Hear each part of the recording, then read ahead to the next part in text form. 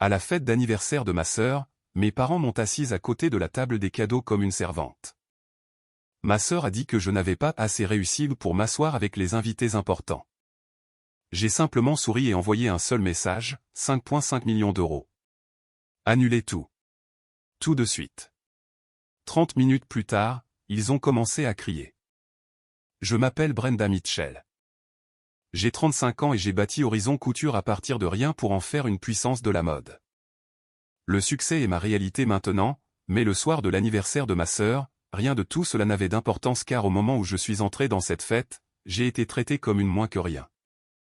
Ils m'ont poussé dans un coin juste à côté de la table des cadeaux comme si je n'y avais pas ma place. Puis est venu le sourire narquois, les mots qui blessent profondément. Je n'avais pas assez de succès pour m'asseoir avec les autres.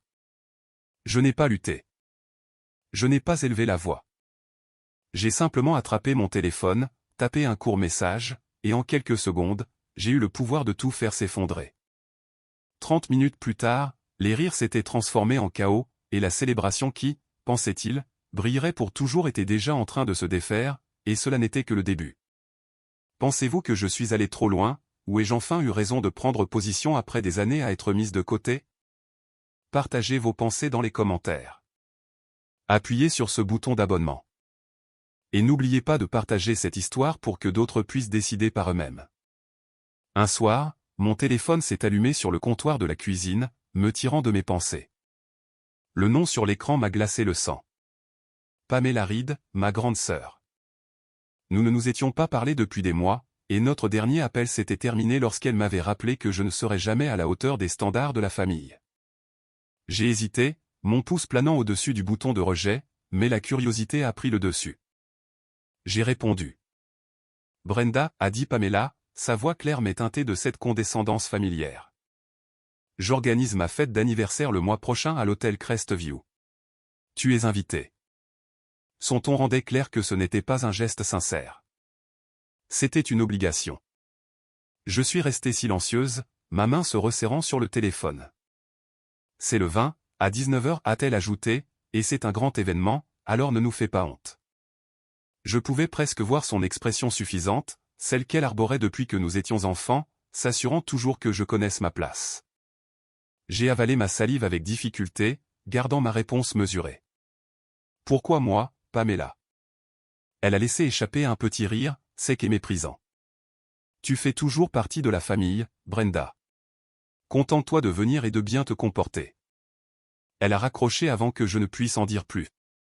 Je suis resté là, fixant l'écran noir, l'esprit bouillonnant. La famille? Ce mot ressemblait à un mensonge. En grandissant, mes parents, mon père et ma mère, ont toujours fait passer Pamela en premier. Elle était leur enfant modèle, celle qui correspondait à leur image de la réussite, tandis que j'étais la déception, peu importe ce que j'accomplissais. Je suis Brenda Mitchell, j'ai 35 ans, et je dirige Horizon Couture, une entreprise de mode que j'ai bâtie de rien. Pour le monde, je suis une réussite. Mais pour eux, je suis toujours l'enfant qui n'a pas sa place. Je me suis laissé tomber sur le canapé, les mots de Pamela résonnant dans ma tête. L'hôtel Crestview était le lieu de rendez-vous incontournable de l'élite de San Diego, un endroit où les affaires se concluaient autour de vin hors de prix. Cette fête n'était pas une célébration. C'était l'occasion pour Pamela de montrer sa vie parfaite et de me rappeler que je n'étais pas à la hauteur. J'avais assisté à suffisamment d'événements familiaux pour savoir comment cela se passerait, mise sur la touche, ignorée. Peut-être quelques regards compatissants. Il y avait eu cette fois à la fête de retraite de mon père où ils avaient oublié de me présenter, ou ce gala où ma mère m'avait fait signe de la main d'aller aider avec les manteaux.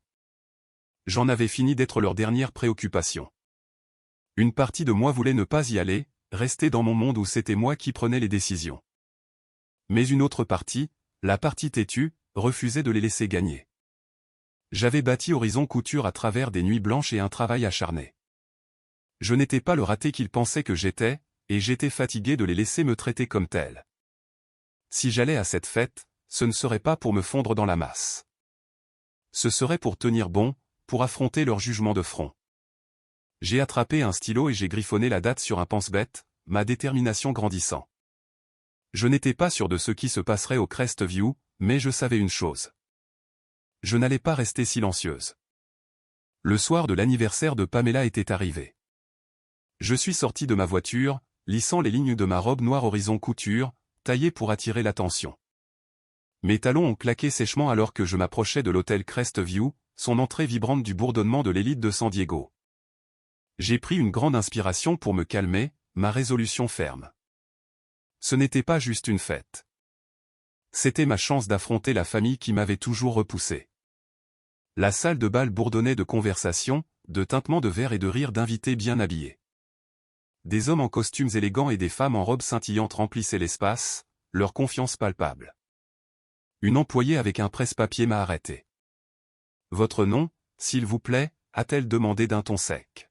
« Brenda Mitchell » ai-je répondu, gardant une voix égale. Elle a jeté un œil à sa liste, a hésité, puis a pointé vers le fond. « Votre table est par là » a-t-elle dit, me dirigeant vers une petite table isolée, coincée à côté d'une pile de boîtes de cadeaux enveloppées de papier argenté. Mon estomac s'est noué. La table était pratiquement cachée, avec un seul marque-place portant mon nom. Personne d'autre n'avait été assigné pour s'asseoir avec moi. Je me suis installé sur la chaise, serrant fermement mon sac à main. Les tables principales devant étaient bondées d'invités discutant et sirotant leur verre. Puis, j'ai vu Pamela glisser à travers la foule dans une robe cramoisie, son sourire acéré et calculé. Elle a croisé mon regard et s'est avancée nonchalamment vers moi, l'expression froide.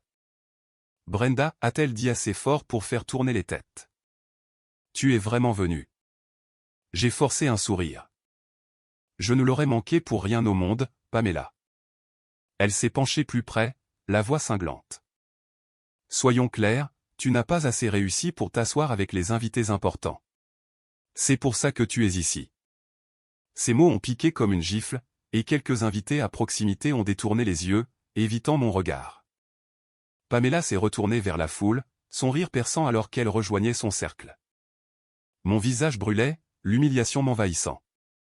J'ai regardé autour de moi, espérant un soupçon de gentillesse, mais j'ai alors vu mon père et ma mère se déplacer dans la pièce. Le costume de mon père était impeccable, les perles de ma mère étincelaient. Je me suis levé, m'attendant à une certaine reconnaissance, mais les yeux de ma mère ont glissé sur moi comme si j'étais une étrangère. « Brenda » a-t-elle dit froidement, ne gâche pas la soirée de Pamela. Mon père m'a à peine regardé. « Reste dans ton coin » a-t-il marmonné avant qu'il ne rejoigne un groupe d'invités plus âgés qui respiraient la richesse et le pouvoir. Je me suis rassise dans mon siège, les mains tremblantes d'un mélange de peine et de colère. Leur rejet n'était pas nouveau, mais il frappait plus fort ici, entouré d'inconnus qui ne connaissaient pas ma valeur. J'avais 35 ans, je dirigeais un empire de la mode qui habillait certains des plus grands noms, pourtant, pour eux, j'étais invisible. Les boîtes de cadeaux à côté de moi semblaient être une provocation délibérée, un rappel de l'endroit où ils pensaient que j'avais ma place. J'aurais pu partir, laisser leur jugement derrière moi, mais quelque chose m'a retenu là. La colère, la fierté, ou peut-être les deux. J'avais passé trop de temps à me battre pour être vu, et je n'allais pas fuir maintenant. Puis j'ai remarqué qu'un homme avait rejoint Pamela, son bras se glissant autour de sa taille. C'était Steven Brooks, son fiancé, grand, avec un sourire suffisant et un air de supériorité. Ils m'ont regardé, Pamela lui chuchotant quelque chose qui l'a fait rire. Ma mâchoire s'est contractée. Ils pensaient pouvoir m'humilier devant cette foule d'élite, parader leur supériorité comme si c'était un jeu. Mes doigts se sont resserrés autour de mon téléphone, la douleur des mots de Pamela brûlant encore. Je ne pouvais pas simplement rester assise là à avaler leurs insultes comme je l'avais fait tant de fois auparavant. Je me suis levé, stable sur mes talons malgré la colère qui me traversait, et je me suis dirigé vers le centre de la salle de bal. La foule d'élite de l'hôtel Crestview s'est légèrement écartée, leurs murmures s'estompant alors que j'approchais de Pamela, qui riait avec un groupe d'invités. Steven se tenait à côté d'elle, ses bras toujours autour de sa taille. Mon père et ma mère étaient à proximité, discutant avec un couple en costume coûteux. Je me suis arrêté à quelques mètres. Ma voix était calme mais ferme. « Pamela » ai-je dit assez fort pour attirer l'attention. « Nous devons parler. » Pamela s'est retournée, son sourire vacillant pendant une fraction de seconde avant qu'elle ne retrouve son sang-froid. « Brenda » a-t-elle dit, le ton dégoulinant de moquerie. « De quoi s'agit-il ?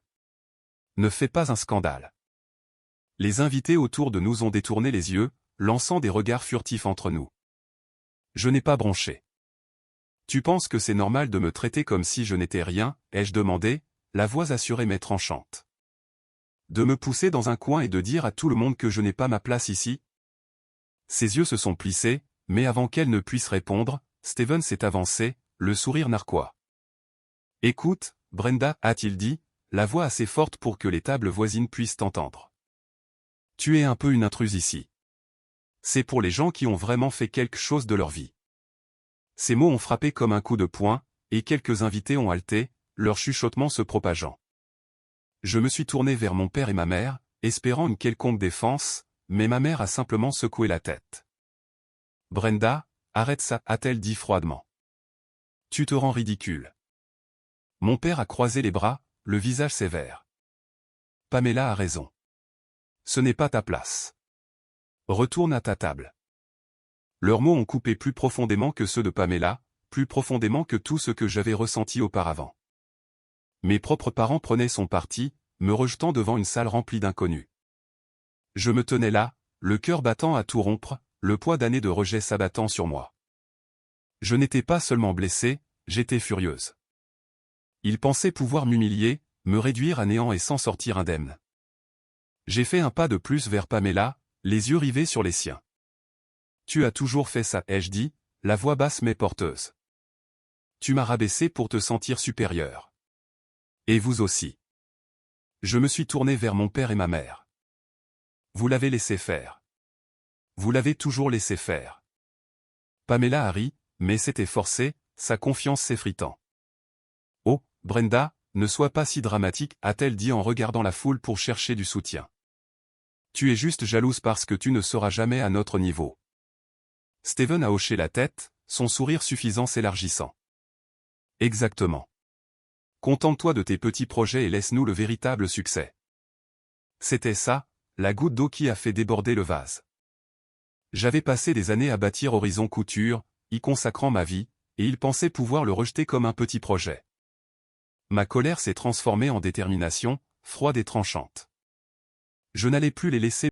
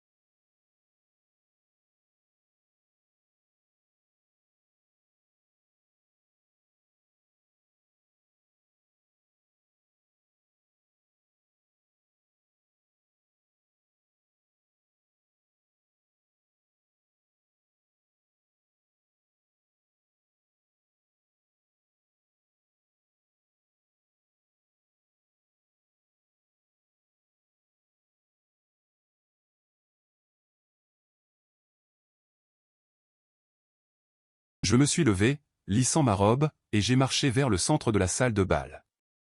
La foule d'élite de l'hôtel Crestview bourdonnait toujours, ignorante de la tempête que j'allais déclencher. Pamela se tenait près de la table principale, riant avec un groupe d'invités, Steven à ses côtés, son sourire suffisant intact. Mon père et ma mère étaient à proximité, acquiesçant à l'histoire d'un couple riche. Je me suis arrêté à quelques mètres, la voix claire et assurée.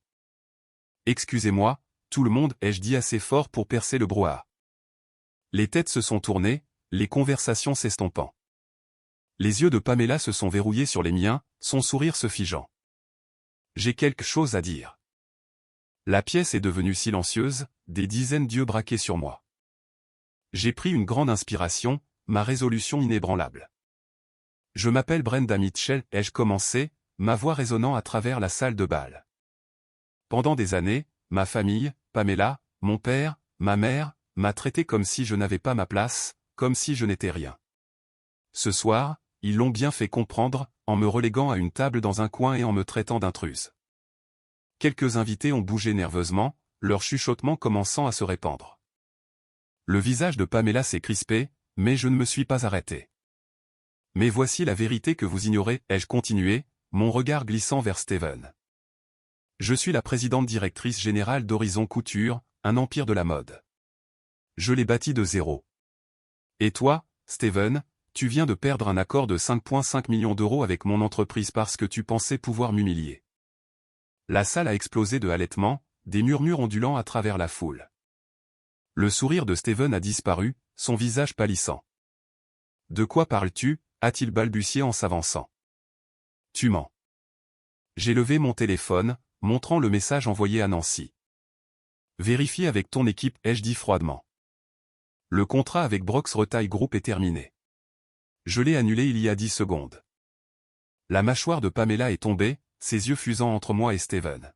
« Brenda, qu'as-tu fait » a-t-elle sifflé, la voix tremblante de panique. Mon père s'est avancé, le visage rouge. « C'est scandaleux » a-t-il aboyé. « Tu gâches tout. » Ma mère s'est accrochée à son bras, l'expression mêlant choc et colère. « Comment as-tu pu faire ça à Pamela » a-t-elle exigé. « Je n'ai pas bronché. »« Vous avez fait ça » ai-je dit, la voix stable mais perçante. « Vous tous. Vous pensiez pouvoir m'écraser, me traiter comme une inférieure et vous en tirer à bon compte. Plus maintenant. » Les invités chuchotaient frénétiquement à présent, certains sortant leur téléphone, vérifiant probablement les nouvelles de l'effondrement de l'accord. Steven a fouillé pour prendre son propre téléphone, les mains tremblantes alors qu'il composait un numéro. « Ce n'est pas possible » a-t-il marmonné, la voix se brisant. Pamela a attrapé son bras, le visage rouge. « Règle ça, Steven » a-t-elle aboyé, mais il a simplement secoué la tête, les yeux écarquillés d'incrédulité. Je me suis tourné vers la foule, ma voix s'élevant. J'ai bâti Horizon Couture à partir de rien. Pendant que ma famille me disait que je n'arriverais jamais à rien. J'en ai fini de les laisser me définir. Voici qui je suis, une femme qui n'a pas besoin de leur approbation pour réussir. La pièce est restée silencieuse un moment. Puis quelques invités ont applaudi, leurs applaudissements devenant plus forts. D'autres ont regardé Pamela et mes parents, leurs expressions passant de l'admiration au doute. Le visage de Pamela était un masque de fureur, mais elle est restée silencieuse. Son assurance habituelle était brisée. Mon père et ma mère restaient figés, leur autorité s'effondrant devant leurs amis de l'élite. Je suis retourné à ma table, le cœur battant, mais d'un pas ferme. Le poids de leur jugement avait disparu, remplacé par un sentiment de pouvoir que je n'avais jamais ressenti auparavant. Je leur avais montré qui j'étais, et je n'avais pas encore fini. Les applaudissements de la foule se sont estompés, mais la tension dans la salle de bal restait pesante. Je me tenais près de ma table, observant le chaos que j'avais déclenché se dérouler. Le visage de Pamela était une tempête de fureur et de panique, ses yeux allant de moi à Steven, qui faisait défiler frénétiquement l'écran de son téléphone. « Ce n'est pas en train d'arriver » marmonna-t-il, la voix tremblante alors qu'il composait un numéro. « Nancy, c'est Steven » a-t-il dit d'un ton urgent. « Dites-moi que l'accord tient toujours. » Je ne pouvais pas entendre la réponse de Nancy, mais le visage de Steven est devenu livide, sa mâchoire se contractant. Il a raccroché, regardant Pamela avec de grands yeux. « C'est fini » a-t-il chuchoté. Elle l'a annulé. Tout le contrat de 5,5 millions d'euros est annulé. Pamela s'est retournée vers moi, les poings serrés. « Brenda, comment as-tu pu » a-t-elle crié, la voix assez forte pour attirer davantage de regards. « Tu détruis tout ce pour quoi nous avons travaillé. » Ces mots étaient désespérés, bien loin de la confiance suffisante qu'elle avait arborée toute la soirée. J'ai soutenu son regard sans ciller. « Tu as détruit cela, Pamela » ai-je dit froidement. « Tu pensais pouvoir m'humilier et t'en aller. Pas cette fois. » Les invités à proximité se sont penchés, leur chuchotement devenant plus fort. Les téléphones vibraient déjà avec la nouvelle de l'effondrement de l'accord. Mon père s'est avancé, le visage rouge de colère. « Brenda, tu es allée trop loin » a-t-il dit, la voix basse mais tranchante. « C'est la soirée de Pamela, et tu te donnes en spectacle. » Ma mère a attrapé son bras, l'expression affolée. Tu déchires cette famille, a-t-elle dit, la voix tremblante. Pourquoi ne peux-tu pas juste bien te comporter? Leurs mots m'ont piqué, mais j'en avais fini de les laisser me blesser. Bien me comporter, ai-je rétorqué, la voix stable. Vous voulez dire rester silencieuse pendant que vous laissez Pamela me traiter comme une moins que rien? J'en ai fini avec ça. Avant qu'il ne puisse répondre, un homme dans un élégant costume bleu marine s'est approché, sa présence captant l'attention de la pièce. Brenda Mitchell, a-t-il demandé d'une voix calme mais autoritaire. Je me suis retourné, le reconnaissant instantanément. Edward Pierce, un éminent investisseur de San Diego que j'avais rencontré lors d'un sommet sur la mode l'année dernière. C'est un plaisir de vous revoir, a-t-il dit en offrant un sourire chaleureux. Je ne m'attendais pas à trouver la présidente directrice générale d'Horizon Couture ici, surtout après ce discours. Il a jeté un coup d'œil à Pamela et Steven, puis est revenu vers moi. Votre travail dans la mode durable est remarquable. Nous suivons de près la croissance de votre entreprise. La pièce est devenue silencieuse, les yeux des invités passant d'Edward à ma famille.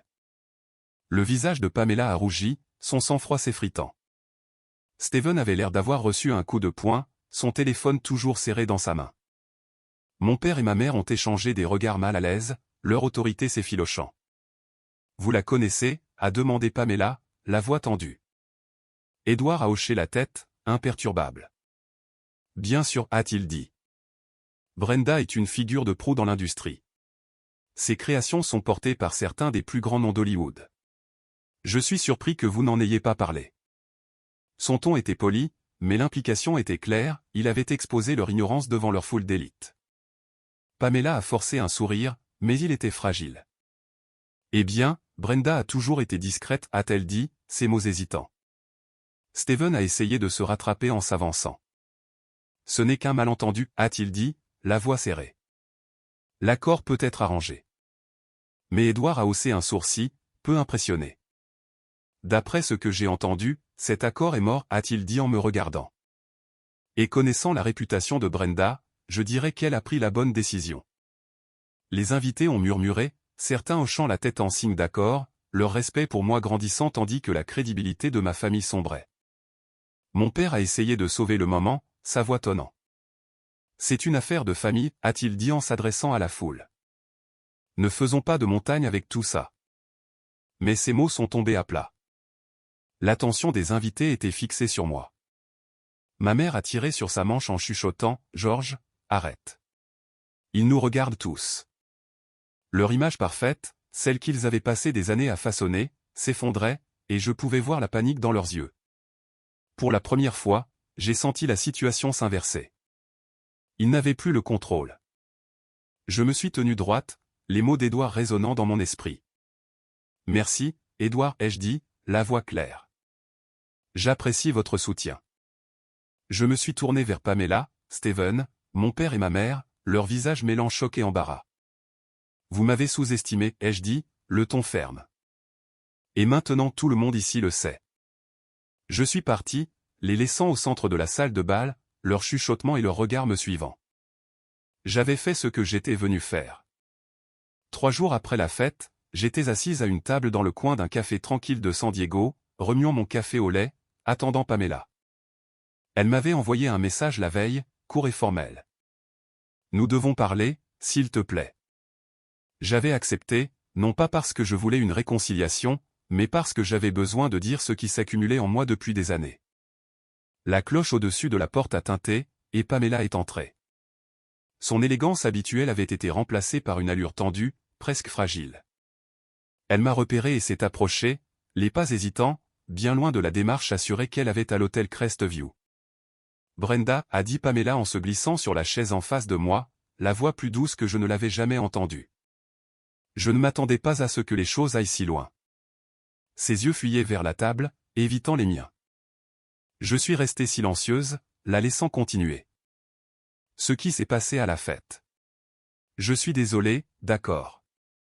Je ne voulais pas que ça dégénère comme ça. Ses excuses semblaient répétées, comme si elle essayait de sauver son image plutôt que de regretter sincèrement ses actes. Je me suis penché en arrière, mon expression calme mais inflexible. Désolé pourquoi, Pamela, ai-je demandé, le ton tranchant. Pour m'avoir humilié devant tout le monde ou pour avoir pensé que tu pouvais me garder dans ton ombre pour toujours? Elle a tressailli, ses mains jouant nerveusement avec son sac. J'avais tort, a-t-elle dit, la voix tremblant légèrement. Je ne savais pas qui tu étais. L'histoire de la direction, le contrat. Ça nous a pris de court. J'ai haussé un sourcil. Tu veux dire que tu n'as pas pris la peine de le savoir, ai-je dit. Toi, papa, maman, vous tous avez décidé que j'étais une ratée sans jamais demander ce que j'avais construit. Le visage de Pamela s'est crispé, mais elle a insisté. Nous pouvons arranger ça, a-t-elle dit en se penchant en avant. Oublions le passé. Tu es de la famille, Brenda. Nous n'avons pas à nous perdre l'une l'autre. Ces mots ont touché une corde sensible, non pas parce qu'ils étaient sincères, mais parce qu'ils faisaient écho aux mêmes promesses vides que j'avais entendues en grandissant. La famille. Le mot sonnait creux après des années de leur rejet. J'ai repensé aux fois où j'avais tendu la main en espérant leur soutien, seulement pour être repoussé. Les excuses de Pamela maintenant n'étaient pas pour moi. Elles concernaient sa peur de perdre la face, de devoir gérer les retombées de la fête. J'ai pris une gorgée de mon café, me stabilisant. Pamela, ai-je dit, la voix ferme. J'en ai fini avec cette famille. J'en ai fini avec tes jeux, les sermons de papa, le silence de maman. Tu n'as pas le droit de t'excuser et d'attendre que je revienne en courant. Les yeux de Pamela se sont écarquillés, son sang-froid s'effritant. Tu ne peux pas penser ça, a-t-elle dit, la voix s'élevant. Tu vas vraiment nous tourner le dos après tout ce que j'ai fait. J'ai soutenu son regard sans broncher. Tout ce que tu as fait, ai-je répété. Tu veux dire les années à être ignorées, rabaissées et mises de côté? Oui, je m'en vais, et tu vas ressentir les conséquences de ce que tu as fait. Je me suis penché en avant, la voix basse mais cinglante. Ton monde parfait s'effondre, Pamela. La fête a montré à tout le monde qui tu es vraiment. Les gens parlent, et ils ne sont plus de ton côté. Son visage a pâli, ses mains tremblaient. Ce n'est pas juste, a-t-elle chuchoté. J'ai fait une erreur, Brenda. Nous l'avons tous fait. J'ai secoué la tête. Une erreur, c'est oublier mon anniversaire. Ce que tu as fait, ce que vous avez tous fait, était délibéré. Vous avez choisi de me traiter comme si je n'étais rien, et maintenant vous le payez. J'ai repensé aux murmures de la fête, à la reconnaissance d'Edouard, à la façon dont leur image si soigneusement entretenue s'était effondrée. L'entreprise de Steven chancelait après l'annulation du contrat, et leur statut social en avait pris un coup. Ils m'avaient sous-estimé, et ça leur coûtait cher. Pamela a ouvert la bouche pour protester, mais aucun mot n'est sorti. Pour la première fois, elle avait l'air petite, dépouillée de la supériorité qu'elle avait toujours portée comme une armure. Je me suis levé en ramassant mon sac à main. C'est la dernière fois que nous aurons cette conversation, ai-je dit d'un ton définitif. J'ai construit ma vie sans vous, et j'en suis plus forte. Adieu, Pamela. Je suis sorti du café, la cloche tintant derrière moi. Un poids s'est envolé de mes épaules, remplacé par un sentiment de liberté que je n'avais pas ressenti depuis des années. Ils avaient perdu leur emprise sur moi, et j'étais prête à aller de l'avant. Des mois après avoir tourné le dos à Pamela dans ce café, je me tenais dans mon bureau au siège d'Horizon Couture à San Diego, observant l'horizon de la ville par la fenêtre.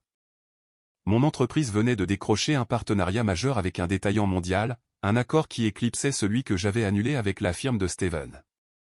La presse bourdonnait, qualifiant Horizon Couture de pionnier de la mode durable. J'avais passé des années à bâtir cet empire, prouvant ma valeur à un monde qui ne me voyait pas toujours. Maintenant, je vivais selon mes propres règles, libre du poids du jugement de ma famille. Je n'avais pas parlé à Pamela, à mon père ou à ma mère depuis ce jour au café. Le silence était libérateur. J'avais appris par des contacts dans l'industrie que leur monde parfait se désagrégeait. Le cercle social de Pamela avait rétréci, sa réputation ternie après la fête. Des invités comme Edouard, qui l'avaient admirée autrefois, parlaient maintenant d'elle avec pitié, murmurant sur la façon dont elle s'était méprise sur sa propre sœur. L'entreprise de Steven, Brox Retail Group, luttait pour se remettre du contrat de 5,5 millions d'euros que j'avais retiré. Les investisseurs avaient perdu confiance, et son nom n'avait plus le poids d'autrefois. Mon père et ma mère, qui avaient toujours misé sur leur statut au sein de l'élite de San Diego, voyaient leurs invitations à des événements exclusifs se raréfier. Leur image, si soigneusement façonnée, s'étaient brisés sous la vérité que j'avais exposée. Je ne me réjouissais pas de leur chute, mais je ressentais une satisfaction silencieuse de savoir qu'ils affrontaient les conséquences de leurs actes. Pendant des années, ils m'avaient rejeté, rabaissé, et présumé que je ne m'élèverais jamais au-dessus de leurs attentes. Mais je l'avais fait. J'avais bâti quelque chose de vrai, quelque chose à moi, sans leur approbation.